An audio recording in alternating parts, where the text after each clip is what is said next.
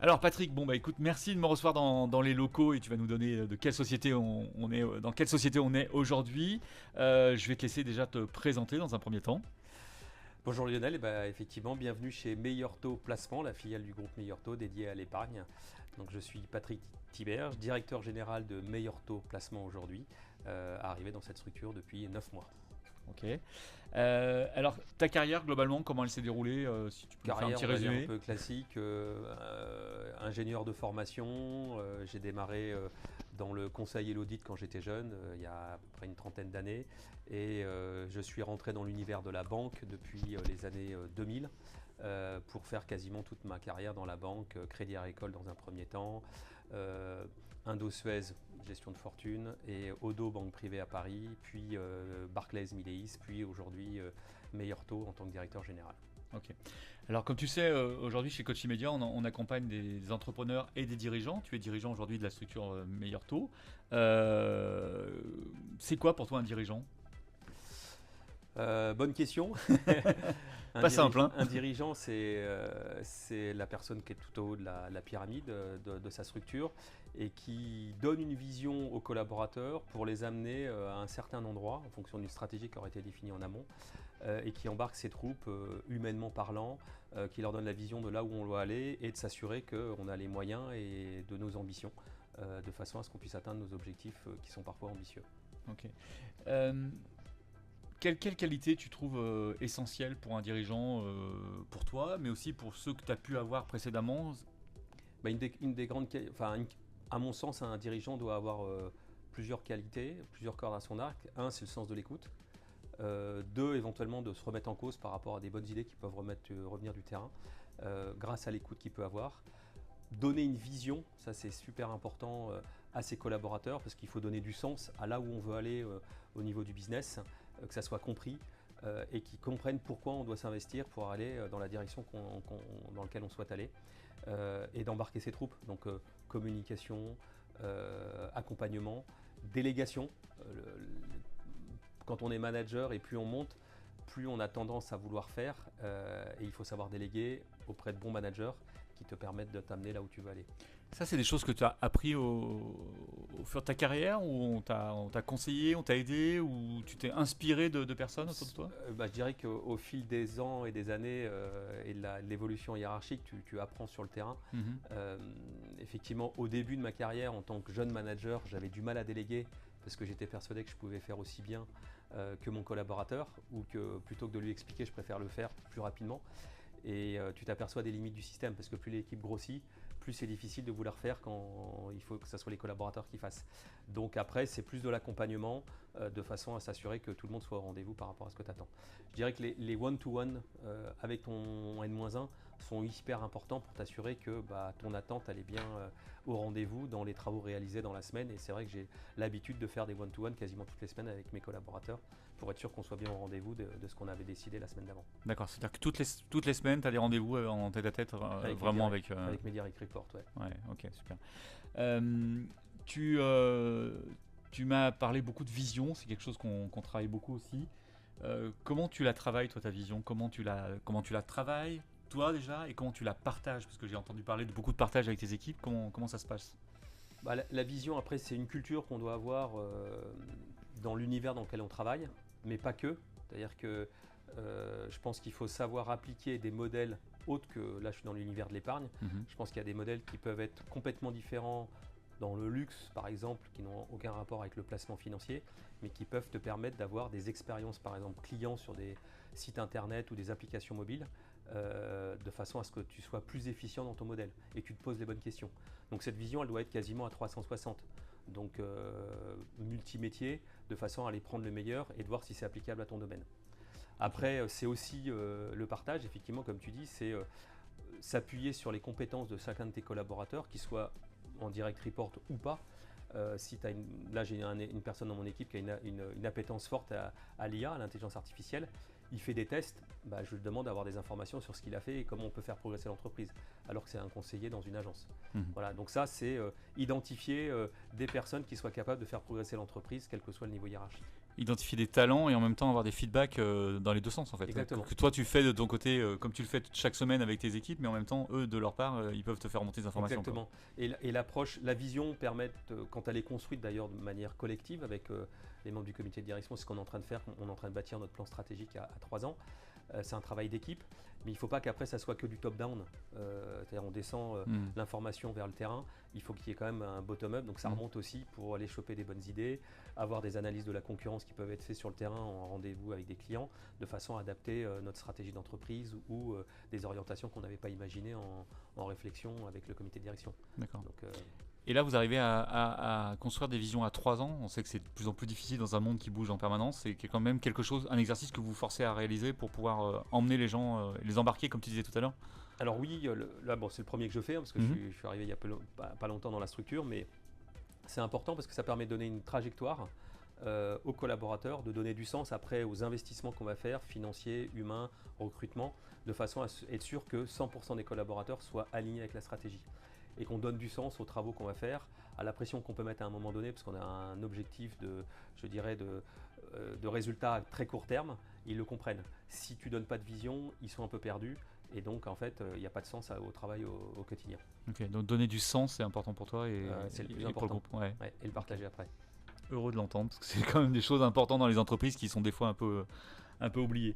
Dans ta carrière, est-ce qu'il y a eu des moments déterminants, importants, impactants, qui ont fait que tu en es là aujourd'hui? Oui, alors c'est plus une anecdote. J'ai toujours été passionné au départ par l'immobilier, l'investissement immobilier physique à titre perso. J'avais acheté un petit appartement, un petit studio à Paris. Donc la gestion de patrimoine, quelque chose qui m'intéressait. Donc je suis rentré au Crédit Agricole quand j'avais 30 ans. Mais j'étais dans l'univers de la banque au quotidien, c'est-à-dire les cartes bancaires, l'assurance IARD.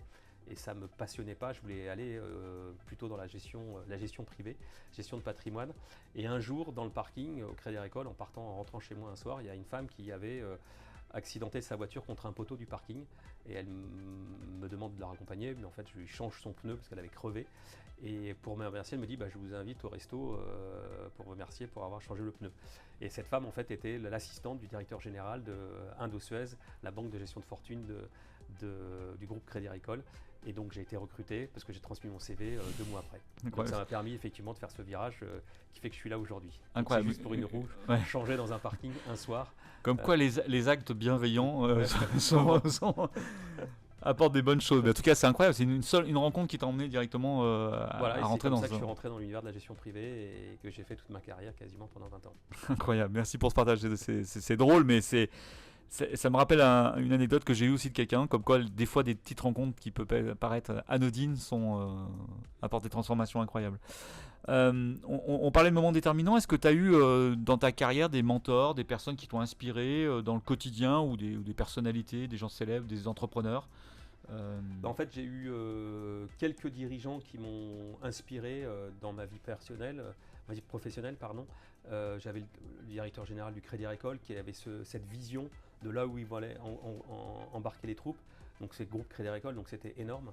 Donc ça a éveillé en moi cette importance de la vision à donner aux collaborateurs.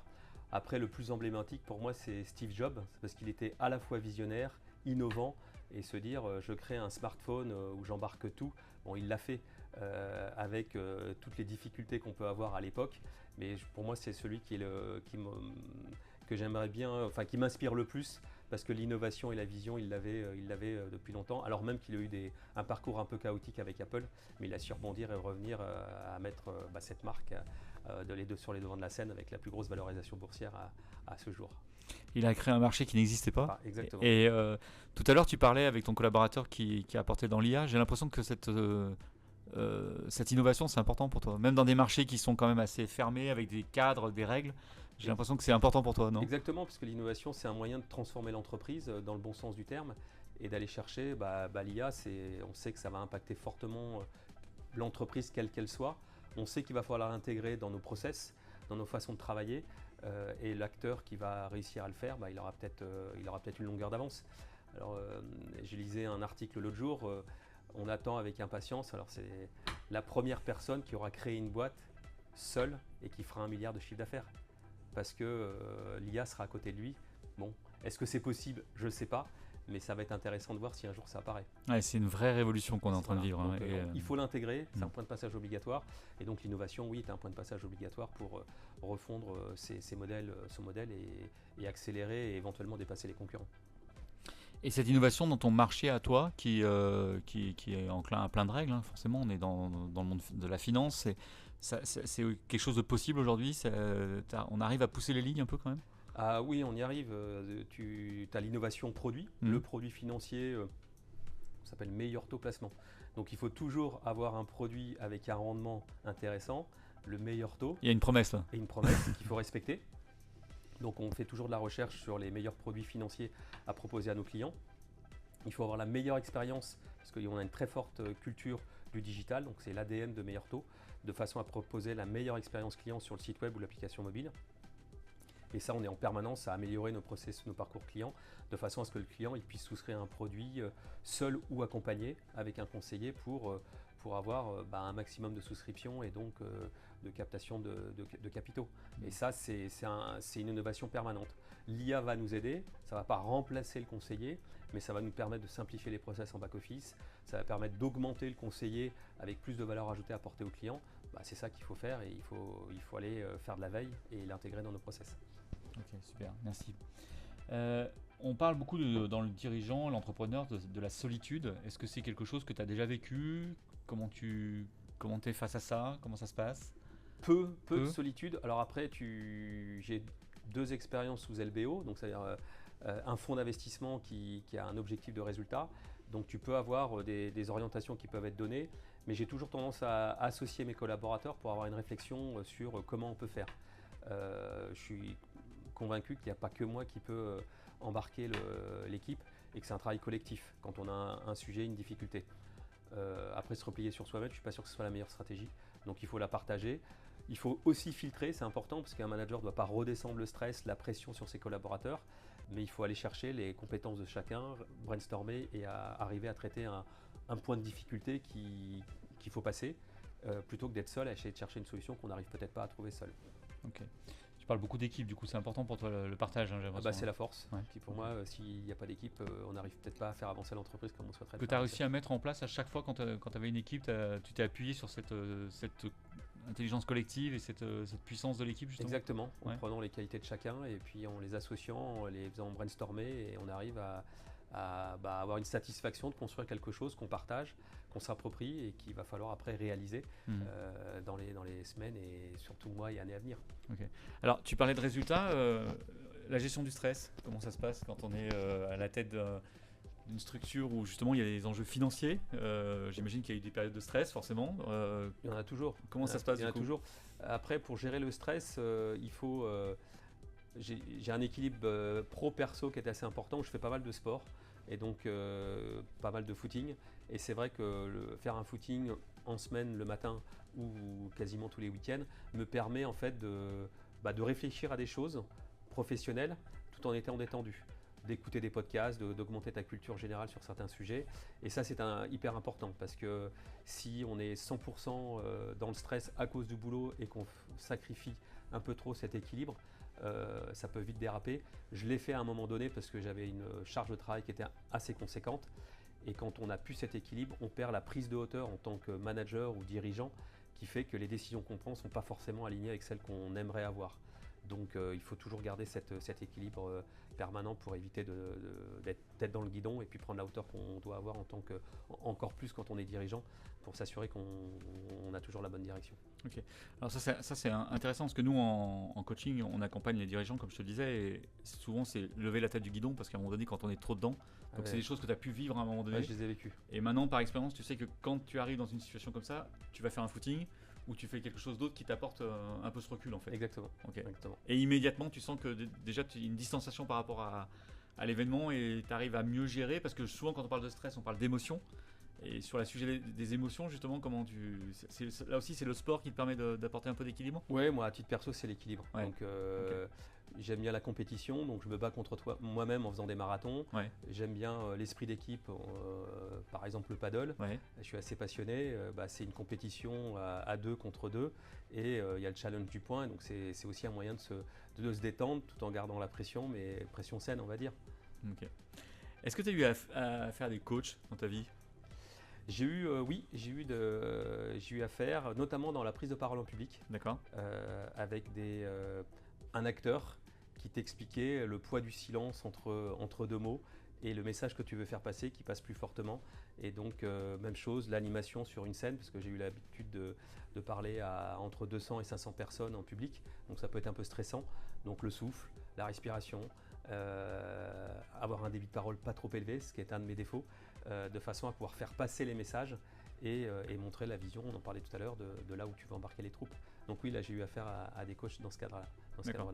Et ça t'a apporté du coup, nous on parle beaucoup maintenant de parallèles, alors ça tombe bien parce que c'est sportif, entre le sportif de haut niveau et le dirigeant ou le chef d'entreprise, sur la préparation mentale en fait. Est-ce que ça te parle ça ou c'est des sujets qui sont assez éloignés pour l'instant?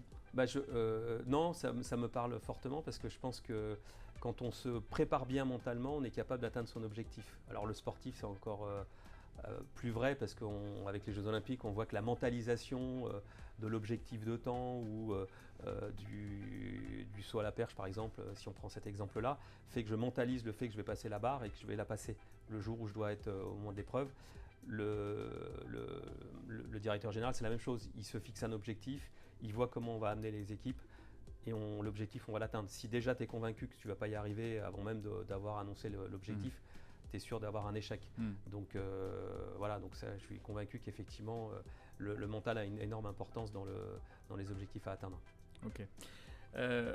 On essaye des fois de modéliser en fait les exemples des personnes qu'on rencontre. Je suis ravi aujourd'hui de t'avoir ce matin. Est-ce que tu as, avec ton expérience, développé des petites routines gagnantes ou des techniques qui fait que le matin, tu arrives avec une méthode ou un mental, un mindset, ou peu importe, des choses que tu as arrivé à modéliser? Alors tu nous as dit le sport, hein, c'est quelque chose d'important, mais c'est en dehors. Mais est-ce que tu aurais d'autres sujets que tu as réussi à mettre en place? Bonne question. Pas simple, hein, pas simple. Hein. Non, j'ai pas de routine tous les matins que je mets en place. Par contre, j'essaye le plus souvent possible, même si j'y arrive pas tous les jours, c'est de lire la presse quand même le matin, de façon à avoir une analyse concurrentielle, une analyse économique, parce qu'on est quand même dans cet univers-là au niveau du placement. Là, typiquement, il y a la loi de finances qui est en train d'être votée, avec des conséquences fiscales pour les épargnants.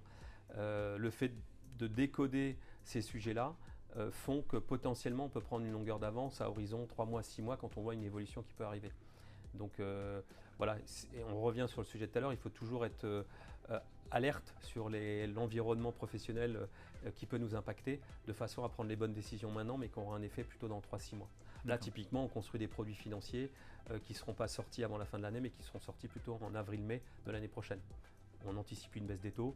C'est quoi la conséquence sur le placement des Français? On est en train de construire les produits pour l'année prochaine. Ok. Dans ce que j'entends depuis tout à l'heure, tu parlais, c'était intéressant au début, tu disais que tu allais chercher les codes ailleurs, dans le luxe ou autre. J'ai l'impression que tu t'inspires beaucoup de l'extérieur en fait, justement. Tu sors chercher de l'information ailleurs pour essayer de la récupérer. Exactement. C'est un peu ça les best practices externes et comment on peut les appliquer à notre modèle financier. Okay. Le luxe, pour moi, effectivement, on a des très belles marques françaises comme LVMH. Les expériences en magasin sont topissimes. Est-ce que je peux les appliquer à moi-même dans une agence meilleur taux placement? Sans doute que oui. Voilà, l'expérience client sur le digital, c'est la même chose. Donc on peut tout à fait l'appliquer à soi-même dans un métier complètement différent. Okay, donc tu vas chercher les bonnes pratiques et essayer de les mettre à ta main. Okay. J'ai une dernière phrase qui est pour nous importante aussi, c'est qu'on a un programme qui s'appelle Pas de plan B. Alors je ne te l'ai pas expliqué, tu ne le connais même pas. Mais ce terme Pas de plan B, ça t'évoque quoi pour toi? Pas de plan B, c'est que tu n'as pas de backup. Pour moi, tu peux avoir un plan A qui est celui que tu as anticipé et tu n'as pas d'échappatoire, donc le plan B n'existe pas, donc il faut aller straight to the point et y arriver coûte que coûte. C'est quelque chose que tu partages en termes de philosophie, ce programme de pas de plan B, ou tu as l'habitude? Il faut quand même avoir un plan B, parce que tu peux avoir un événement exogène sur lequel tu n'es pas responsable qui peut impacter ton plan A, et donc il faut toujours avoir un plan B quand même. La loi de finances par exemple? La loi de finances, exactement. Ok, ça marche. Écoute, merci Patrick pour cet entretien, c'est vraiment chouette, et puis je te souhaite une belle année à venir. Je sais que déjà les résultats sont à la hauteur de tes ambitions, donc bravo pour cette prise de poste. Merci à toi. Merci à toi.